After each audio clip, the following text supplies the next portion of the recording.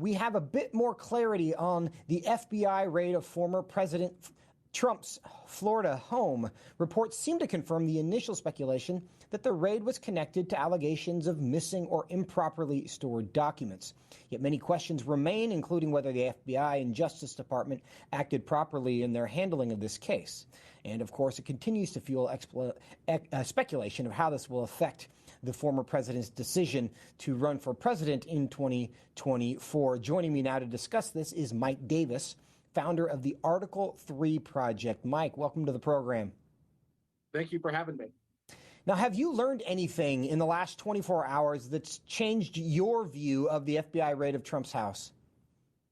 It's only gotten worse. I mean, we're finding out that President Trump was fully cooperating with the National Archives on a records dispute, Presidential Records Act dispute. Every president leaves the White House. They don't pack their own boxes. And he took 15 boxes with them. Maybe there were maybe other records. President Trump was fully cooperating, and this is an unprecedented raid. This should have been resolved through cooperation. It could have been resolved through notifying Congress. It could have been resolved through a civil lawsuit, maybe a subpoena. But this idea that you're going to send 30 FBI agents to raid the home of a former president is a red line that the Biden Justice Department has crossed. Now, tell us a bit more about that, because you say that that President Trump was, in fact, cooperating with the dispute over the records, which the National Archives claim belong there. What then precipitated this invasion of his home? If, in fact, they were dialoguing, they were communicating, as you say, the president was cooperating. Why this step? That's a very good question. I think it's because Attorney General Merrick Garland has completely politicized the Justice Department. We've seen that where he has sicked the FBI after every grandma and goofball who trespassed and took selfies on January 6th. He's sicked the FBI after parents legally protesting at public school board meetings in Loudoun County, Virginia. He's ignored these dangerous obstruction, intimidation campaigns outside of Supreme Court justices' homes that led to an assassination attempt against Justice Kavanaugh and his wife Ashley and their two daughters. He's ignored Hunter Biden's laptop with smoking gun evidence of foreign corruption and tax evasion. So it's just part of a pattern by Attorney General Merrick Garland to politicize the Justice Department. This Attorney General has ignored 250 years of executive privilege, constitutional executive privilege, where presidents going back to George Washington can get candid advice from their advisors. The Garland Justice Department, Biden Justice Department, has ignored this to get Trump. They've gone after Trump's chief of staff, his senior advisor, his trade director, and even his White House counsel. Yeah. I want to believe that it's not that bad. I don't know if it's relevant information, but it's worth noting out that Merrick Garland, the current Attorney General, had been nominated by President Obama to be on the United States Supreme Court when President Trump was elected. So he stood to be on the Supreme Court. He now no longer is, but he is the Attorney General and very much involved in this case. Now, Mike, here's Senator Marco Rubio discussing this situation this week. Let's play clip one. Now, look, this may all be shocking to most Americans, but the people I've lived around my entire life in Miami, they've seen all of this before. You see, many of them came to America fleeing Marxist dictatorships, governments that use the power of the state to criminalize the opposition. And they have long known what many are now learning the hard way. There are no limits to what Marxists are willing to do to hold on to power. Mike Davis, is that an overstatement? No.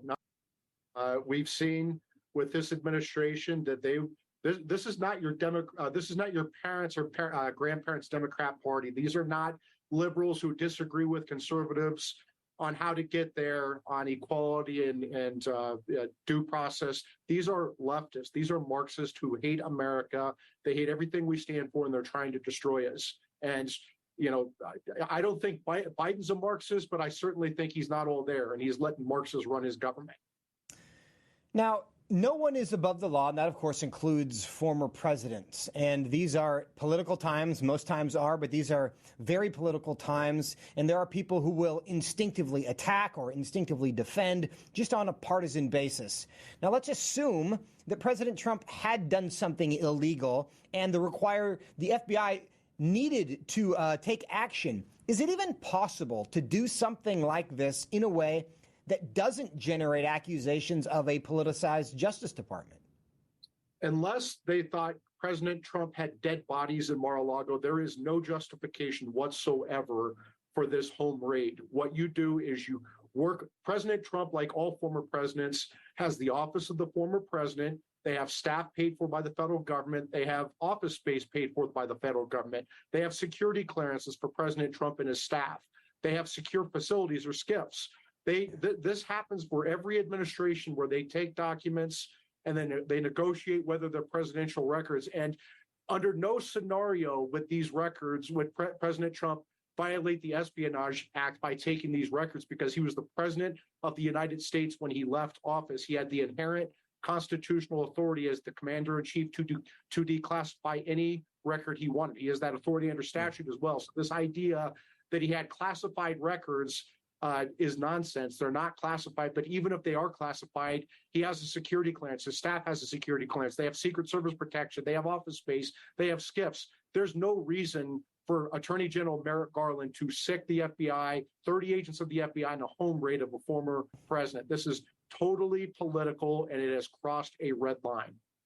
Now, Mike, do you think that President Biden had any knowledge of this?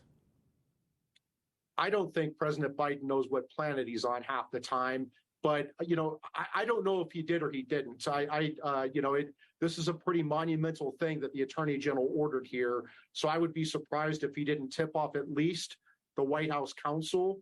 But I don't know. Regardless, this is again, they've gone over a red line here, and it's going to be very, very, very hard, maybe impossible for Attorney General Merrick Garland to walk this back. When House Republicans take over in January, they need to impeach Attorney General Merrick Garland and FBI Director Chris Wray for completely politicizing the Justice Department and doing this tremendous damage to the presidency with this home raid and this they're ignoring of 250 years of executive privilege.